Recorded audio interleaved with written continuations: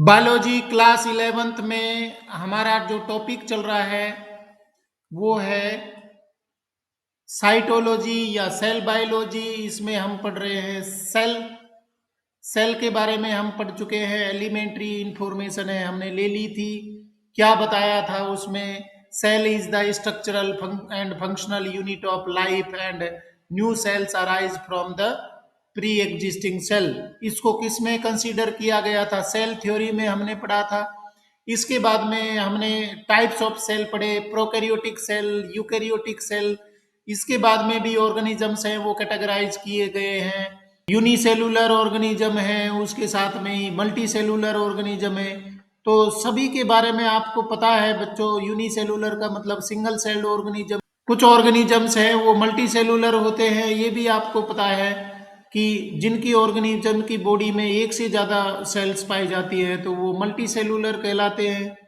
ठीक है, तो ये सारी चीज़ें हैं वो हम जानते हैं और डिस्कशन किया हमने इससे पहले वाले टॉपिक में। यू का मतलब होता है विद, और जो कैरियोटिक जो टर्म आया है कैरियोन से बना है। कैरियोन का मतलब होता है क्या? ये कैरियोन, हाँ ये कैरियोन से बना है और कैरियोन का मतलब होता है न्यूक्लियस। यहां पर बात समझें तो जिन ऑर्गेनिजम्स की सेल में न्यूक्लियर मेम्ब्रेन पाई जाती है तो सिंपल मीनिंग है यू का मतलब विद और कैरियोन का मतलब है वेल डिफाइंड न्यूक्लियस। उसको हम क्या बोलेंगे? Eukaryotic organism. क्या मीनिंग होता है यूकैरियोटिक सेल्स का? यूकैरियोटिक ऑर्गेनिजम्स कौन कौन से होते हैं पूरा चर्चा करेंगे डिस्कशन में।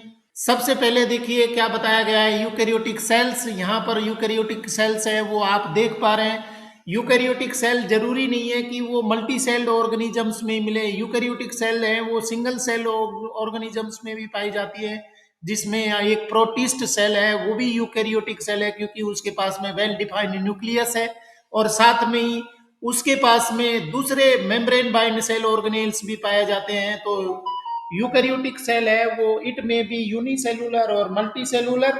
ठीक है, तो ये बात आपको ध्यान रखनी है। और साथ में ही एक फंगल सेल है उसमें भी वेल डिफाइंड न्यूक्लियस पाया जाता है। फंगल सेल या आपने ईस्ट है उसके बारे में तो आपने देखा ही है। ईस्ट है वो यूनिसेलुलर होता है परंतु उसके पास में भी न्यूक्लियस पाया जाता है। यहाँ पर भी न्यूक्लियस है। इसके बाद में प्लांट सेल में न्यूक्लियस पाया जाता है, वेल डिफाइंड न्यूक्लियस मिलता है। एनिमल सेल में भी न्यूक्लियस मिलता है। तो इंपॉर्टेंट बात यहाँ पर क्या है? जिन ऑर्गेनिजम्स की सेल में वेल डिफाइंड न्यूक्लियस मिले उन ऑर्गेनिजम्स को आप क्या बोल रहे हैं?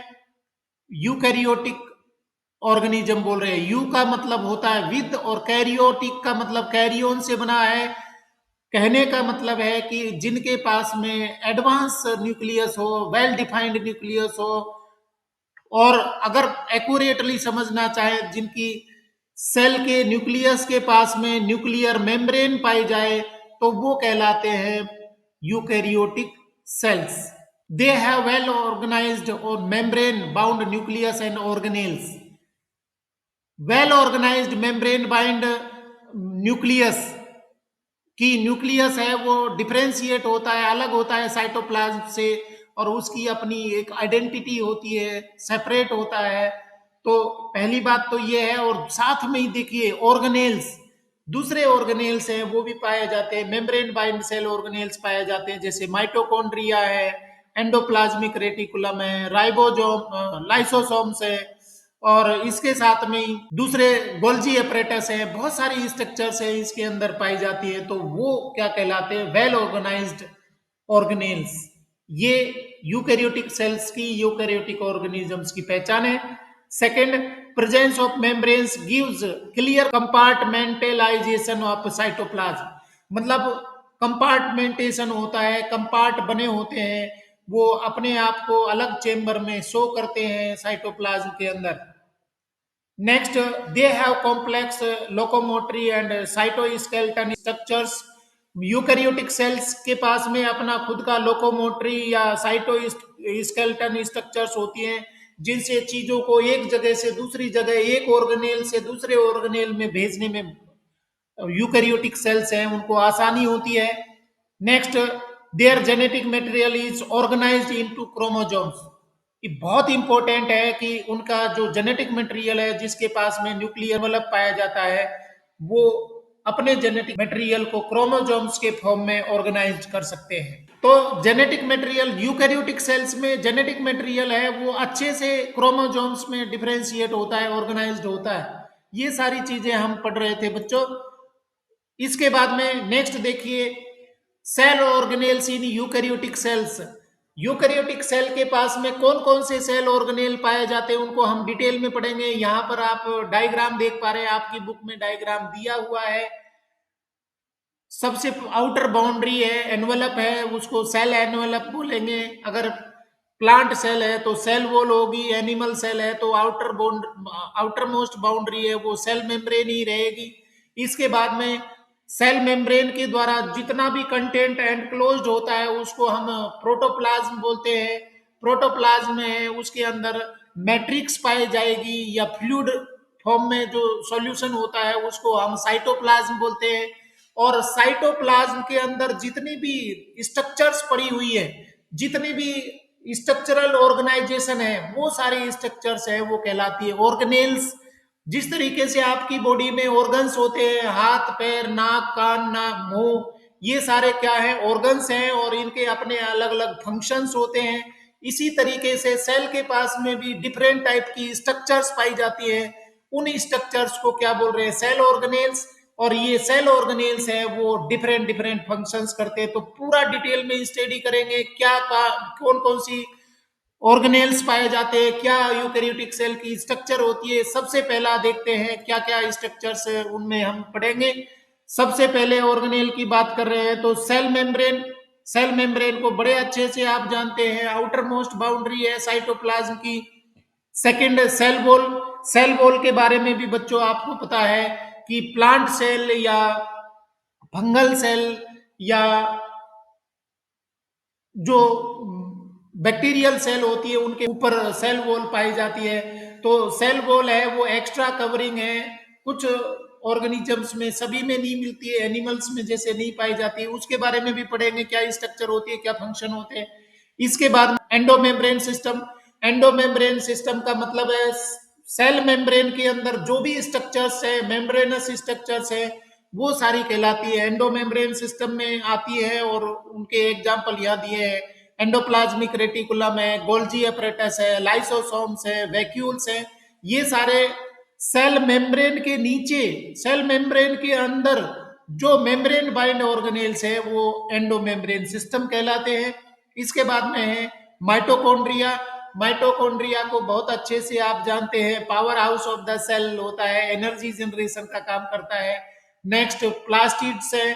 प्लास्टिड्स है वो सिर्फ प्लांट सेल में मिलते हैं, दूसरी सेल्स में नहीं पाए जाते हैं।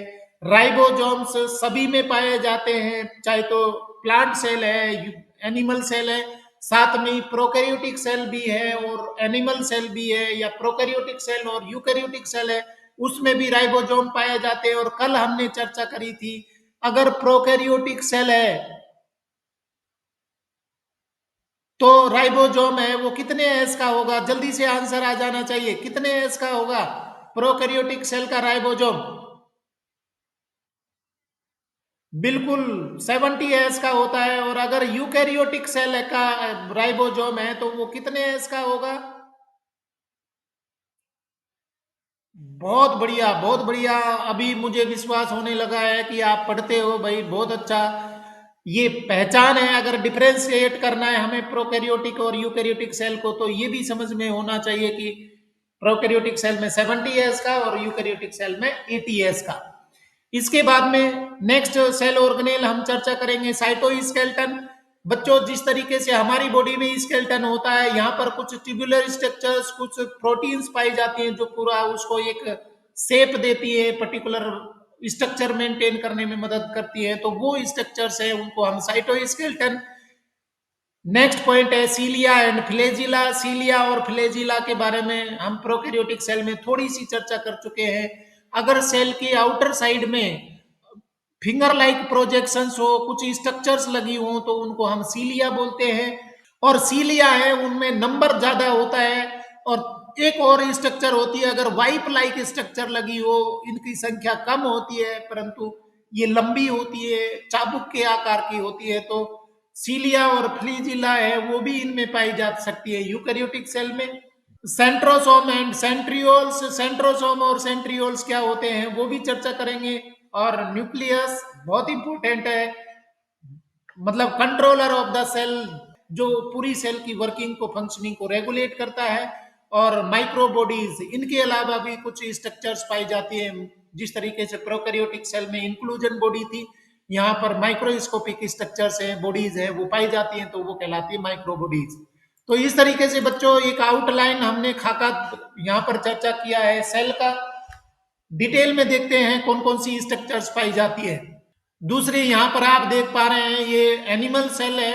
अगर इसकी चर्चा करें, स्ट्रक्चर के बारे में पढ़ें, तो यहाँ पर देखते हैं microvilli, plasma membrane outermost covering है, उसके बाद में सेंट्रियोल, पेरोक्सीसोम्स है, lysosomes, ribosomes, mitochondria, rough endoplasmic reticulum, cytoplasm, nucleus, nucleolus, nuclear envelope जो बाउंड्री बना रहा है, smooth endoplasmic reticulum, Golgi apparatus, ये स्ट्रक्चर्स हैं जिनको हम पूरा पढ़ेंगे, डिटेल में करेंगे, सारे आएंगे हमारे इसमें।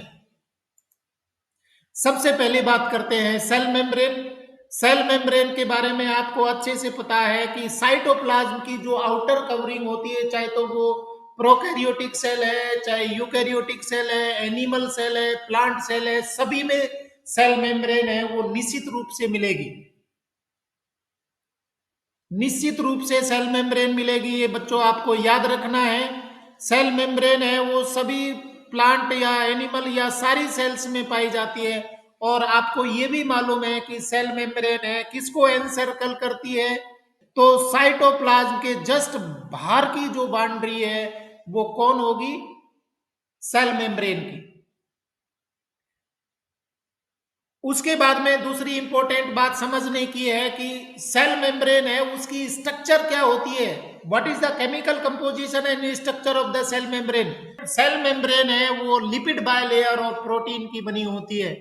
कैसे स्ट्रक्चर होती है वो सारी चर्चा करेंगे। सबसे पहले देख ले स्लाइड में क्या लिखा हुआ है, chemical studies on human RBCs show that the cell membrane is composed of a lipid bilayer, protein and carbohydrate। तीन चीजों से मिलकर के बनी होती है सेल मेम्ब्रेन। पहली बात है लिपिड बायलेयर से, दूसरा प्रोटीन से, और तीसरा है कार्बोहाइड्रेट से। ये सारी चीजों से मिलकर के और सेल मेम्ब्रेन है वो बनी होती है। इसके बाद में lipids mainly phosphoglycerides have outer polar head and inner hydrophobic tail, so the non polar tails of saturated hydrocarbon is protected from aqueous environment.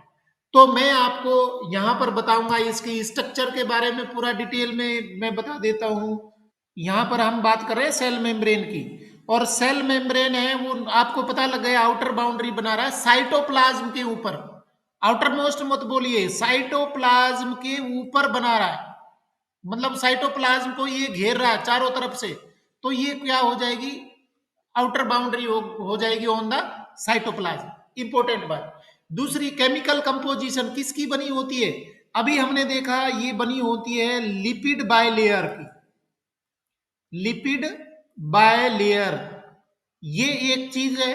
और दूसरी है प्रोटीन्स की, इसके अंदर प्रोटीन है, और तीसरे कार्बोहाइड्रेट्स है।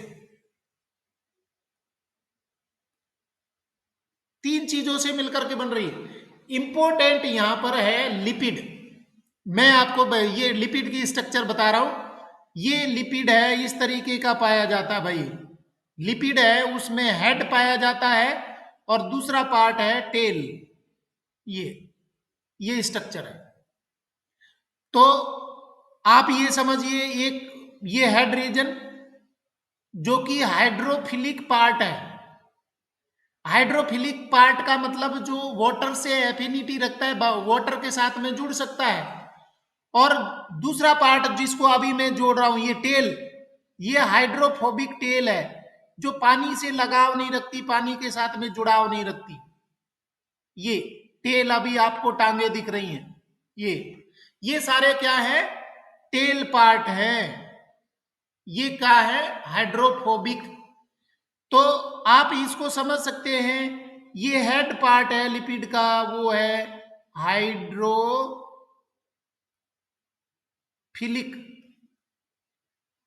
पार्ट, और ये है हाइड्रोफोबिक। ये हाइड्रोफोबिक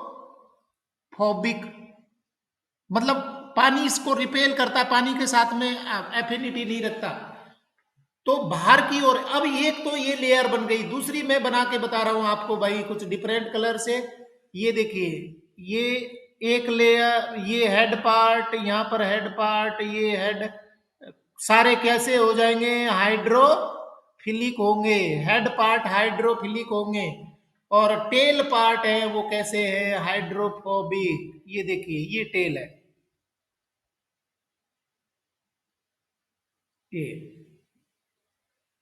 ये सारे क्या है, ये लिपिड है।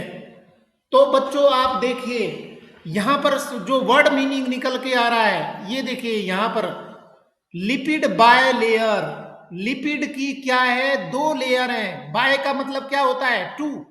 लिपिड बाय लेयर, तो लिपिड की एक लेयर तो ये हो गई भाई, एक लेयर तो ये हो गई, और दूसरी लेयर ये हो गई। ये क्या हो गए, लिपिड बाय लेयर। एक लेयर, दो लेयर, लिपिड की क्या हो गई, दो लेयर हो गई। तो सेल मेम्ब्रेन के लिए इंपॉर्टेंट बात क्या है, दो लेयर पाई जाती है भाई। पहली लेयर क्या है कि आउटर साइड में होंगे हाइड्रोफिलिक हेड रीजन, और इनर साइड में होंगे हाइड्रोफोबिक टेल रीजन, जो लिपिड मॉलिक्यूल्स है उनके बीच में पाए जाते हैं। ये देखिए बहुत बढ़िया से, ये एक लिपिड मॉलिक्यूल, ये देखिए, ये हेड पार्ट हो गया इसका, ये हेड पार्ट हो गया, और ये टेल पार्ट हो गया। तो दोनों की टेल पार्ट है वो अंदर की ओर, और जो हेड पार्ट है वो बाहर की ओर। ये एक लिपिड बाय लेयर है प्रोटीन की, पहला कंपोजिशन। दूसरा देखो बहुत इंपॉर्टेंट है, लिपिड बाय लेयर के अंदर बीच बीच में पड़े हुए हैं प्रोटीन मॉलिक्यूल्स। ये देखो,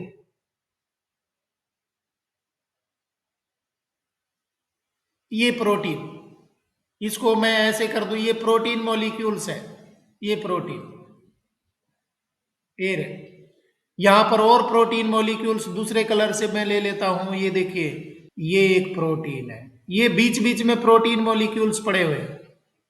ये तो पहले जो मेजर स्ट्रक्चर बन रही है लिपिड बायलेयर से, और बीच बीच में इसमें क्या पड़े हुए, प्रोटीन। और तीसरी बात, प्रोटीन भी हमने शामिल कर लिए। तीसरी इंपॉर्टेंट बात, इनके साथ में, प्रोटीन्स के साथ में या लिपिड के साथ में चेन बनी हुई है, जुड़े हुए हैं कौन, कार्बोहाइड्रेट्स। कार्बोहाइड्रेट्स जुड़े हुए हैं चारों तरफ, दोनों तरफ से लिपिड के साथ में कार्बोहाइड्रेट जुड़ रहे हैं, या प्रोटीन के साथ में भी कार्बोहाइड्रेट जुड़ सकते हैं। ये कार्बोहाइड्रेट हैं वो जुड़े हुए। इन लिपिड्स के साथ में फॉस्फेट भी जुड़ सकते हैं। फॉस्फेट है अगर जुड़ जाए, ये फॉस्फेट जुड़े हुए, तो लिपिड के साथ में अगर फॉस्फेट जुड़ जाएंगे तो फॉस्फोलिपिड।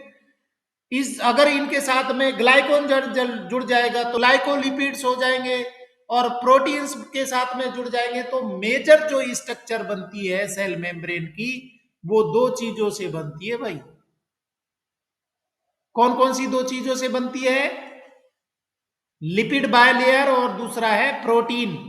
कार्बोहाइड्रेट है वो तो ऐसे ही चेन बनाते, जुड़े होते हैं। आप ये देखिए, ये हेड है, ये हेड हो गया, और दूसरा देखिए यहां पर, ये ब्लू कलर में ये टेल है, या येलो ले लेता हूं, येलो, ये टेल पार्ट है।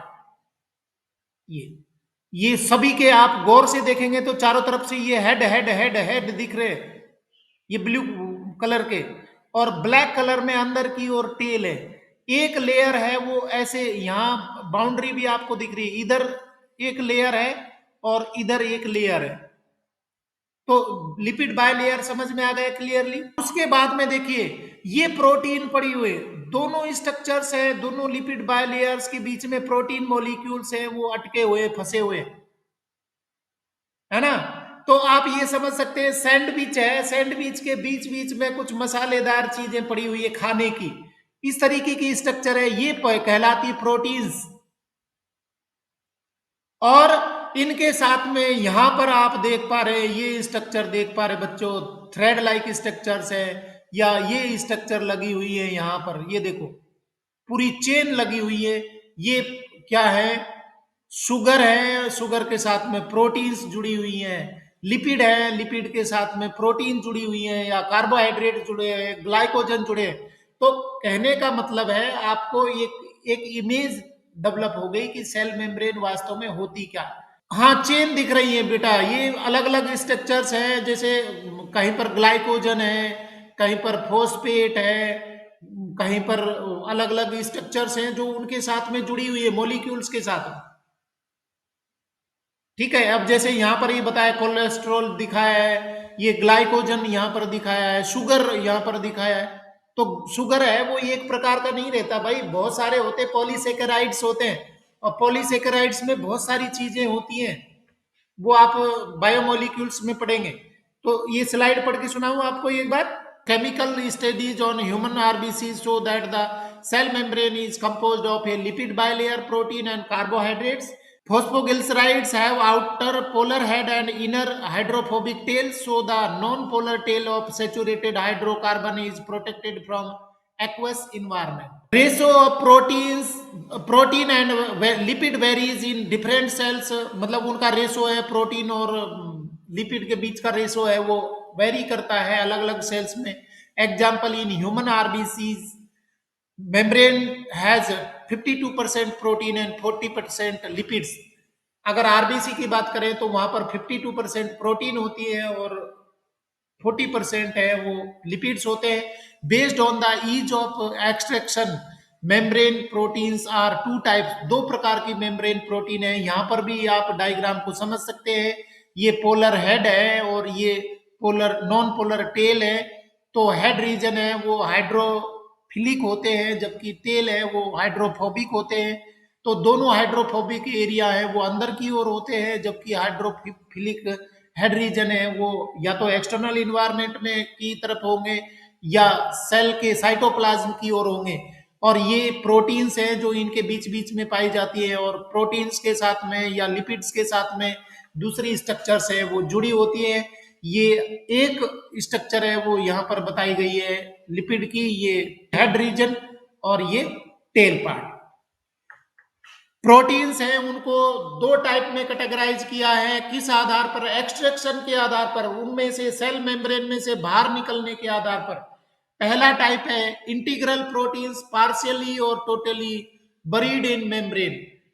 इंटीग्रल का मतलब अंदर धसे हुए, अंदर फंसे हुए हैं, घुसे हुए अंदर, तो वो कहलाते हैं इंटीग्रल प्रोटीन। आप ये देख पा रहे हैं ये इंटीग्रल प्रोटीन है, ये देखो ये दूसरा इंटीग्रल प्रोटीन है जो दोनों लिपिड बायलेयर के बीच में या सेल मेम्ब्रेन में फंसे होते हैं, घुसे रहते हैं, तो वो कहलाते हैं इंटीग्रल प्रोटीन, या कह सकते हैं इनको आप इंट्रिंसिक प्रोटीन, जो कि बहुत आसानी से, क्योंकि अंदर घुसे हुए हैं तो बहुत आसानी से निकल नहीं पाते हैं। और दूसरे प्रोटीन कहलाते हैं peripheral proteins, lie on the surface of membrane, ऊपर सरफेस पर लगे हुए रहते हैं, उनको हम एक्सट्रिंसिक प्रोटीन भी कहते हैं, और बड़े आसानी से छूट करके और वो एक्सट्रैक्शन में आ सकते हैं। सेल मेम्ब्रेन के बारे में बहुत डिटेल में हम कर रहे हैं, बहुत ही इंटरेस्टिंग है और क्वेश्चन भी पूछे जाते हैं। सबसे पहले सेल मेम्ब्रेन की स्ट्रक्चर को प्रपोज किया था, इन्होंने बताया था कि सेल मेम्ब्रेन की स्ट्रक्चर है वो इस तरीके की होती है। दो महानुभाव हैं, उनके आप फोटो देख पा रहे हैं, और इन्होंने जो मॉडल दिया था सेल मेम्ब्रेन का उसको बोला है fluid mosaic model of cell membrane. कौन है ये है Singer and Nicolson. Singer and Nicolson महोदय ने फ्लूइड मोजेक मॉडल प्रपोज्ड किया था, किसके बारे में, सेल मेम्ब्रेन के बारे में। मतलब ये मॉडल है वो किसने बताया था, सिंगर एंड निकोलसन ने इन 1972। According to this, the quasi-fluid nature of lipid enables lateral movement of proteins within the overall bilayer. This ability to move within the membrane is measured as its fluidity. बच्चों बहुत simple बात है, lipid bilayer model है उसको उन्होंने बोला था fluid mosaic model. कहना चाहिए कि फ्लूइडिटी रखती है, जो चीजें उसको अंदर लेनी है या थोड़ा बहुत मूवमेंट करवाने हैं तो उनके लिए वो लिक्विड के फॉर्म में काम करता है, परंतु जो चीजें आर पार उसको नहीं जाने देती है उनके लिए वो बैरियर क्रिएट कर देता है। इसलिए उसको क्या नाम दिया था? Fluid mosaic model. फ्लूइड का मतलब फ्लूइडिटी शो करती है, और फ्लूइड के अंदर कोई भी चीज मिलाएंगे वो घुल जाएगा, मतलब अप्रोच हो जाएगा। और मोजेक का मतलब क्या होता है बच्चों? जगह जगह पर चकते के रूप में। कंटिन्यूअस फ्लूइडिटी होती तो पूरा लिक्विड होता ही है, परंतु इसमें पूरी जगह पर फ्लूइडिटी नहीं है। जिन चीजों को वो अक्रॉस पार जाने देती है उनके लिए वो फ्लूइडिटी शो करती है, मतलब उसमें वो घुल सकते हैं, मूवमेंट कर सकते हैं। और जिन चीजों के लिए वो बैरियर क्रिएट करती है उनके लिए वो मूवमेंट नहीं कर सकते। इसको उसने नाम दिया था फ्लूइड मोजेक मॉडल। ये देखिए, इसके बाद में आ जाइए आप फंक्शंस के बारे में। बच्चों आपको पता है कि आपकी घर की दीवारें हैं वो बाउंड्री बना रही है, प्रोटेक्शन कर रही है, आपको अंदर से सुरक्षित रखती है। अंदर आप सुरक्षित है, बाहर वो प्रोटेक्शन प्रोवाइड कर रही है। और उसके साथ में ही कोई भी चीज को अंदर नहीं आने दे या कोई भी चीज को बाहर नहीं जाने दे तो वो तो फिर एयर टाइट हो जाएगा। तो कहने का मतलब है कि जब बाउंड्री बना रही है तो ये पहला काम तो प्रोटेक्शन का करती है। दूसरा काम है कोई भी चीज अंदर आनी है या बाहर जानी है तो उसके लिए वो क्या कार्य करेगी? एक्सचेंज के लिए भी कार्य करती है। तो कैसे कैसे वो फंक्शंस करती है सेल मेम्ब्रेन, उसके बारे में देखते हैं। सबसे पहला point, transport of the molecules. The membrane is selectively permeable to some molecules present on either side of it. बहुत इंपॉर्टेंट है, ट्रांसपोर्टेशन के लिए चैनल बनाती है, एक्सचेंज के लिए सरफेस बनाती है। कौन सी चीज अंदर आनी है और कौन सी चीज है वो बाहर जानी है, ये डिसाइड कौन करेगा? ये मेम्ब्रेन डिसाइड करेगी। जिनको अंदर लेना है वो उनको अंदर आने देती है, जिनको बाहर निकालना है वो बाहर जाने देती है। परंतु सब कुछ अंदर और बाहर नहीं जा सकते, इसलिए इसको हम क्या बोलते हैं? सेलेक्टिवली परमेबल बोलते हैं। ये याद रखना है आपको। सेलेक्टिवली परमेबल का मतलब है इसको सेमी परमेबल बोलते हैं। सेलेक्टेड मैटर को अंदर आने देते हैं, सेलेक्टेड मैटर को बाहर जाने देते हैं। नेक्स्ट पॉइंट देखिए, due to the fluid nature plasma membrane can help in cell growth, formation of intercellular junctions, secretion, endocytosis, cell division etcetera. Fluid nature होने की वजह से प्लाज्मा मेम्ब्रेन है वो सेल की ग्रोथ को मेंटेन करने के लिए, ग्रोथ के लिए रेस्पॉन्सिबल होती है। आपको पता है कि अगर एक फिक्स बाउंड्री बन गई तो सेल को आगे बढ़ने ही नहीं देगी, तो वो आगे उसको जितना वो सेल कंपोनेंट है वो बढ़ते हैं, वो सेल को ग्रो करने में मदद करते हैं। इसके बाद में फॉर्मेशन ऑफ इंटरसेलुलर जंक्शंस, ये भी आपको पता है कि दो सेल है आपस में जुड़ी हुई है तो कोई जंक्शन, कोई एक्सचेंज चैनल बनाना है तो वो भी सेल मेम्ब्रेन के द्वारा ही बनेगा। और एंडोसाइटोसिस का मतलब है कि सेल के अंदर कोई चीज अंदर आनी है तो वो एंडोसाइटोसिस बोला जाएगा, और बाहर जानी है तो एक्सोसाइटोसिस। तो एंडोसाइटोसिस और एक्सोसाइटोसिस है ये भी सेल मेम्ब्रेन पर निर्भर करता है, और सेल डिवीजन के लिए भी ये जरूरी होता है। तो ये सारे फंक्शंस है वो किसके हैं? सेल मेम्ब्रेन के हैं। टाइप्स ऑफ ट्रांसपोर्ट, जो अभी हम एक्सचेंज की बात कर रहे हैं, कितने टाइप के ट्रांसपोर्टेशन होते हैं, एक्सचेंज होते हैं, सब्सटेंसेज है। यहाँ बड़े अच्छे से डायग्राम, लिपिड बाइल लेयर भी आप समझ पा रहे हैं, और चैनल बने हुए हैं जो इंक्लूजन प्रोटीन्स है, चैनल प्रोटीन्स हैं, उनके द्वारा सब्सटेंसेज हैं वो क्रॉस हो सकते हैं। तो कहाँ से क्या चीज है वो एक्सचेंज होती है। वो एक्सचेंज को ही हम क्या बोल रहे हैं? ट्रांसपोर्टेशन बोल रहे हैं। और ट्रांसपोर्टेशन है वो कितने टाइप का है बच्चों? दो तरीके का, पैसिव ट्रांसपोर्ट और दूसरा है एक्टिव ट्रांसपोर्ट। बच्चों याद रखिए, हमेशा चीजें हैं वो हायर टू लोअर फ्लो करती है। हायर टू लोअर फ्लो होंगी, जो भी सब्सटेंस पदार्थ है वो ज्यादा होंगे, ज्यादा से कम की ओर फ्लो करते हैं। तो जब कोई एनर्जी खर्च नहीं करनी पड़ती, हायर टू लोअर फ्लो होता है, तो वो कहलाता है पैसिव ट्रांसपोर्ट। मतलब जो चीजें हायर है, मतलब ज्यादा कंसंट्रेशन है, ज्यादा का मतलब उस पर्टिकुलर सब्सटेंस की बात कर रहा हूं मैं, कंसंट्रेशन मत बोलिए। पर्टिकुलर सब्सटेंस एक साइड में ज्यादा है, दूसरे साइड में कम है।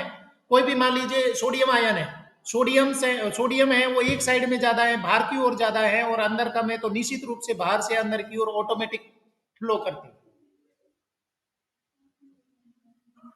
कंसंट्रेशन यहां मत बोलिए, मतलब जो भी सब्सटेंस अपने खुद की कंसंट्रेशन से, substances which from their higher concentration to lower concentration, solution का कंसंट्रेशन की बात नहीं कर रहे, खुद की concentration higher to lower flow करते हैं, और इस तरीके का जो ट्रांसपोर्टेशन होता है वो क्या कहलाता है, पैसिव ट्रांसपोर्टेशन कहलाता है, क्योंकि वहां पर कोई एनर्जी एक्सपेंडिचर नहीं हो रहा है। और दूसरा ट्रांसपोर्टेशन है जस्ट उल्टा, एक्टिव ट्रांसपोर्ट। एक्टिव ट्रांसपोर्ट है वो क्या होगा, उल्टा हो जाएगा, लोअर टू हायर होगा। और जब लोअर टू हायर होगा तो निश्चित रूप से वहां पर क्या खर्च होगी, एनर्जी खर्च होगी, और इसी को हम क्या बोल रहे हैं, एक्टिव ट्रांसपोर्ट। बच्चों इन दोनों को आप एक और आसान तरीके से समझ सकते हैं। पैसिव ट्रांसपोर्ट का मतलब है higher to lower transmission, transport होना, मूवमेंट होना। It is also known as downhill movement, मतलब ऊपर से पहाड़ से नीचे की ओर आएंगे तो बड़े आसानी से आ जाएंगे, आपको जोर ही नहीं पड़ेगा, तो ये डाउन हिल मूवमेंट कहलाता है। और एक्टिव ट्रांसपोर्टेशन का मतलब होता है uphill movement, from lower to higher. जो चीज पहले से ऑलरेडी सेल के पास में या कहीं पर अवेलेबल है, तो उसकी ओर ज्यादा मूवमेंट होना। और जब आपको नीचे से ऊपर की ओर जाएंगे तो निश्चित रूप से क्या खर्च करनी पड़ेगी, एनर्जी खर्च करनी पड़ेगी। ये देखिए types of transport, passive transport, movement of molecules across the membrane along the concentration gradient. Concentration gradient का मतलब होता है कंसंट्रेशन डिफरेंट उस पर्टिकुलर सब्सटेंस की, from higher concentration to the lower without the expenditure of energy. यहां आप देख पा रहे हैं, यहाँ हायर कंसंट्रेशन है इस सब्सटेंस की, यहाँ पर कम है, तो वो हायर टू लोअर आ जाएगा। यहाँ पर भी हायर है, लोअर आ जाएगा, यहाँ पर भी हायर है, लोअर की ओर आ जाएगा। तो वो कहलाता है पैसिव ट्रांसपोर्टेशन। अब पैसिव ट्रांसपोर्टेशन है वो कितने टाइप का होता है, it is two type, simple diffusion, movement of neutral solutes across the membrane. इसके बाद में दूसरा है osmosis, movement of water by diffusion across the membrane. मतलब क्या है कि अगर कोई सब्सटेंस मूव कर रहे हैं across the membrane from their higher concentration to their lower concentration, that is called diffusion. Diffusion है वो भी फिर से दो टाइप का है, simple diffusion and facilitated diffusion. Simple diffusion में कोई भी सब्सटेंस है वो कहीं से भी आर पार आ जा सकता है, तो वो सिंपल डिफ्यूजन होगा। और फैसिलिटेड डिफ्यूजन का मतलब है पर्टिकुलर सब्सटेंस, सब कुछ नहीं, पर्टिकुलर सब्सटेंस है वो कुछ चैनल बने हुए हैं, ब्रिज बने हुए, उनके अक्रॉस ही पार हो सकते हैं, परंतु कंडीशन यहाँ पर वही है कि वो हायर टू लोअर क्रॉस हो रहे हैं। यहाँ पर आप देख पा रहे हैं यहाँ अलग तरीके का सब्सटेंस है और वो भी चैनल के द्वारा आ रहा है। तो डिफ्यूजन है वो भी दो तरीके का हुआ, सिंपल डिफ्यूजन और फैसिलिटेड डिफ्यूजन। और ऑस्मोसिस में यहाँ पर अलग चीज है भाई, यहाँ वाटर जा रहा है of solvent from its higher concentration to its lower concentration. इसको आप ऐसे बोल सकते हैं, movement of water from its higher concentration to its lower concentration, that is called osmosis. तो ऑस्मोसिस में सिर्फ वाटर का मूवमेंट हो रहा है, जबकि डिफ्यूजन में सब्सटेंस का मूवमेंट हो रहा है। Polar molecules cannot pass through the non-polar lipid bilayer, so they require membrane carrier protein for their transport. That is called facilitated diffusion.